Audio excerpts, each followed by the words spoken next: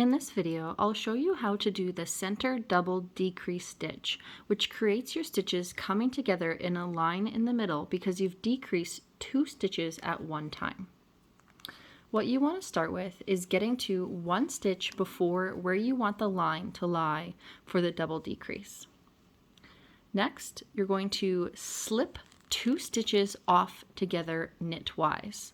So as though you were going to knit them together, but slip them off together. Then you will knit the next stitch, and then you will slip those 2 slip stitches off and over your 1 stitch that you had knit. So the 2 stitches together, slip them off.